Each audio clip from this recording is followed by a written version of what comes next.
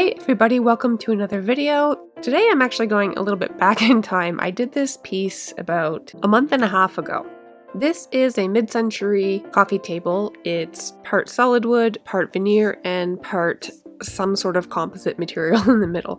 There's a couple of good chips on the side. As you can see, a lot of wear and tear in the finish. I'm going to be keeping this one all wood grain, so we're doing a full refinish on this. And I'll show you how I deal with that composite part on the side. So stay tuned. My name is Angie and I refinish furniture. Sometimes I paint and sometimes I don't, but I always do what I can to save old pieces from the trash. Welcome to my workroom. Anybody who knows me and my work knows that I am a total sucker for walnut, so I'm going to be scraping the top, which is actually a walnut veneer.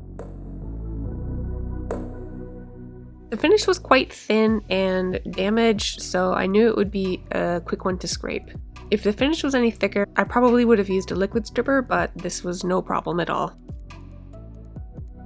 There are a significant amount of scratches still in the wood veneer itself, but that will come out when I get to sanding.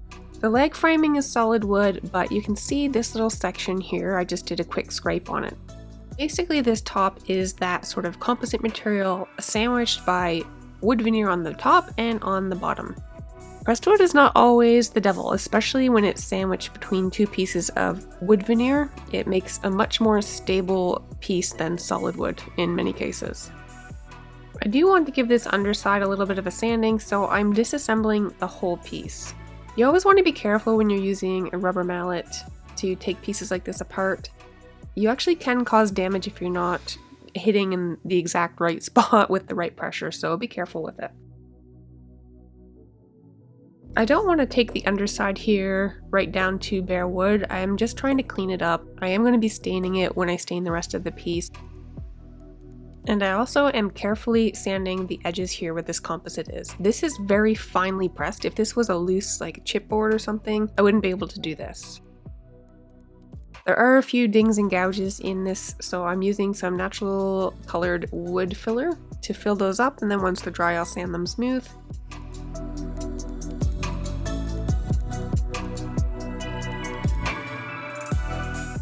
Once that's done, I'm going to go back to very carefully trying to take these apart. You want to move back and forth from one side to the other. You don't want to be really torquing on one side and risk snapping the other side, so little bits at a time, just be careful when you're doing this.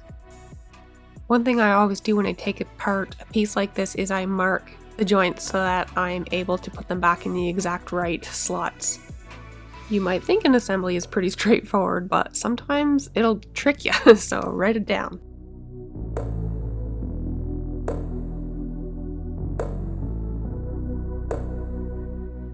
The reason I'm taking this all apart to refinish rather than just refinishing it as a whole together is because a couple of the joints were actually a little bit loose, so I need to repair those. And I thought, well, if I'm already taking some apart, I may as well take it all apart. It's going to make it a lot easier to strip and sand. When it comes time to stain the piece, I will assemble it first and then stain it.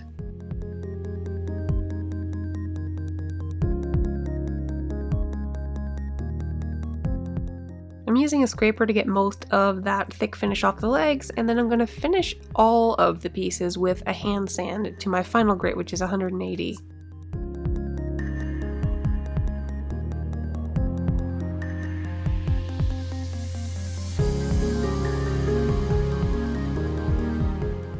Some of these parts have curved edges, and I didn't want to use a power sander on those because I want to preserve the curves that it has. If I were to use my Orbital sander, it would probably really round them off too much. That's why I'm choosing to hand sand part of it.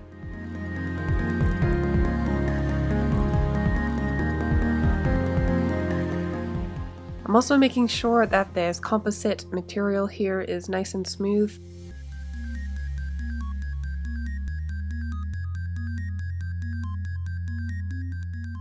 It doesn't take stain the same way wood does, so what I'm actually doing is using a bit of Fusion Mineral Paint in the color Chocolate, which is a deep brown. To be honest, it's a little darker than I would like, but it'll still look fine in the end. I'm not too worried about getting a little bit of paint on the veneer because I still have one more sanding to do. Originally at the factory, this probably would have been sprayed in its entirety with probably a tinted lacquer of sorts so that it made all of these pieces look like the same color. Now this always causes a little bit of a debate. There are some people that believe that the entire dowel should be glued. I am not of that opinion. If you remember when I pulled them out, there was no glue at all on the edges of it, just on the ends. It really depends on the type of joint and the use of the piece. These dowels fit very, very snugly in the holes, so a little bit of glue on the very end is all this is going to need to hold up. It also makes it a lot easier to take apart down the road. Not only that, but because the holes and the dowels fit so tightly together that if you were to put much more glue than that, you wouldn't really be able to even get the dowel all the way into the hole because of the glue. I've seen it happen to other people on projects where they're trying to put the dowel back in the hole and they can't get it all the way to the bottom because all of the glue that they just coated the whole thing in ends up in the bottom and prevents the dowel from going in all the way. So I just gave this bottom a last sanding. You'll see on the left side there, it looks like I've burned through the veneer. That's not actually the case. That light strip is actually the raw wood, and the rest of the piece I didn't sand all the way down into the raw wood. But it's a perfect look at how using an orbital sander on veneer can sometimes make it really easy to blow through the veneer on the edges. I always try to be a bit lighter on the edges and make sure that my sander is perfectly flat around the edges, not leaning to the outside, because sure enough, you're going to go right through that veneer if you tip that sander at all.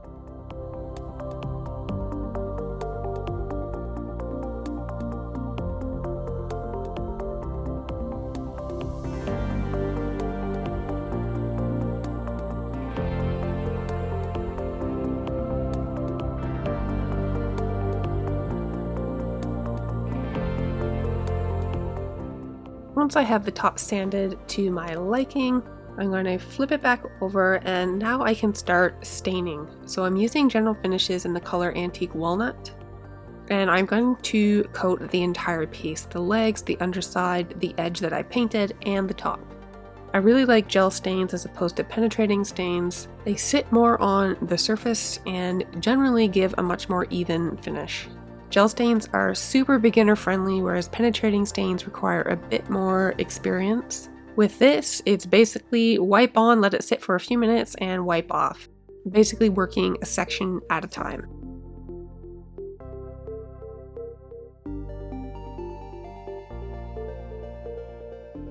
I'm not at all worried about the bottom not being a perfect stain job. Like I said, I didn't sand down to the bare wood and get a perfectly uniform base layer. I just wanted this piece to look like it was all refinished at the same time, which it was.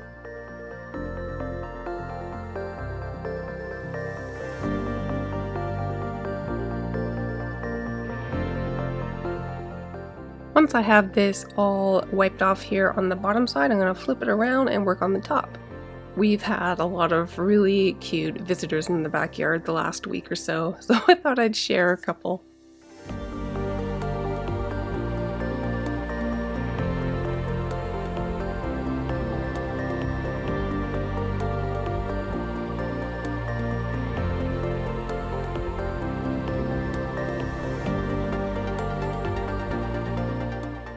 Also, I finally gave in to peer pressure and joined TikTok under Transcend Furniture Gal. And you're not going to find a lot of furniture flips on here. This is more kind of the personal side of my life, my pets and little bits and bobs. I know there are still a lot of people that don't use TikTok, but if you do and you're curious and want to check this out, this is where you find me. I could have just used a clear coat itself on the walnut, but I wanted to make sure everything had the same tone as much as possible. I knew that the painted section would be a little bit darker, but I'm okay with that. It's fairly close to the same color as the darkest parts in the wood grain, so. Now, the reason I haven't posted this video yet, even though I did this piece about a month and a half ago, is because I actually lost a small bit of footage, and that was when I was applying the wipe-on poly to the top. I ended up doing 4 coats of satin wipe-on poly, just applied with a cloth, but unfortunately I don't have the footage for that, so my apologies. I know this isn't as dramatic or exciting as some of my other flips, but these little coffee tables, they show up all the time, so I just wanted to show you a quick and easy way to give them some new life, because structurally, a lot of these are totally fine. They're just a little beat up. Having a quick look back at what I started with, this little table was still nice and sturdy, but the finish was completely shot. It was definitely not much to look at. I think this only took me a couple of hours to do, not including the dry time. Overall, a pretty quick flip. Thank you for watching, and I'll see you next time.